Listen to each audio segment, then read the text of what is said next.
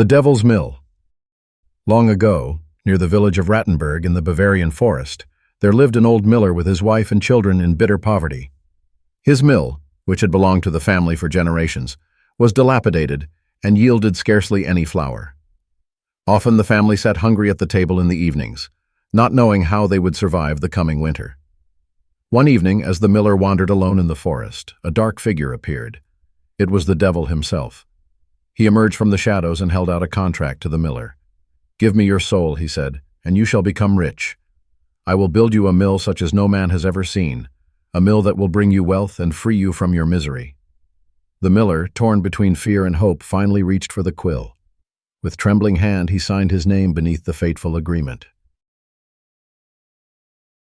When the pact was sealed, the devil unleashed all his power. With a cry that made heaven and earth tremble, he spread wide his arms. The night sky turned blood red, lightning split the clouds, and hosts of demons shrieked as they burst forth. With a thunderous roar, he stamped upon the ground, and from fire, smoke, and shadow there arose a new mill. Its sails stretched into the storm as though forged from the very flames. The structure towered in menacing majesty above the treetops, and even the wind seemed to bow before it. From that hour the mill ground with a strength that was unearthly, and it brought the miller wealth. Yet the villagers who brought their grain there instinctively lowered their voices whenever they spoke of the mill. Windmills were not common in this region, only watermills. And how could the miller have built such a thing so quickly, and without help? The people felt that no human hand had raised it, but rather the dark power of the devil, who also kept it running. In the contract between the devil and the miller, it was agreed when the devil would come to claim the miller's soul. Each week the miller was to drop a gold coin into a boot. Once the boot was full, the devil would return to take the miller's soul. But the miller was cunning. In his chamber he found an old, worn-out boot, whose sole, after many years of use, had a hole in it. Thus it happened that every coin he dropped into the boot slipped quietly through the hole, and then through another hole in the wooden floor beneath it, a trick unnoticed by the devil. So the boot would remain empty forever, though week by week it was filled with a gold coin. Several years passed before the devil finally returned to inspect the boot. He entered the chamber, took it in his hand, and saw it was empty. When he noticed the hole in the sole and the second hole in the floor, realization shot through him like lightning. The miller had tricked him. A dreadful roar echoed through the forest as the devil rose in fury.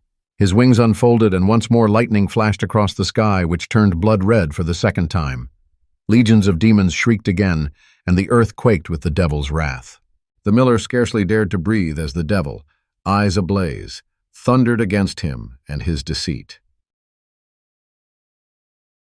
In his rage, the devil hurled himself into the forest.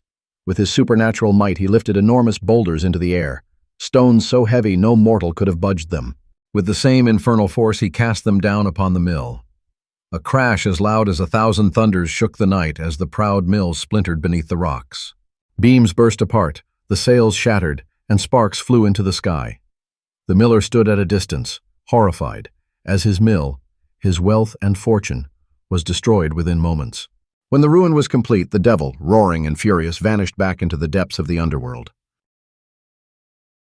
Since that night, the mighty boulders still lie scattered in the forest near the village of Rattenberg. They jut upward among the trees, weathered by wind and rain, yet immovable. The people call this rocky formation the Devil's Mill, and to this day, many tell the tale of the miller who outwitted the devil. Travelers who pass by report a strange, unsettling feeling, as though the devil's wrath still lingers in the air. And when the wind sweeps through the forest, some claim to hear the creaking of mill sails, an echo of those long-past events that once unfolded here.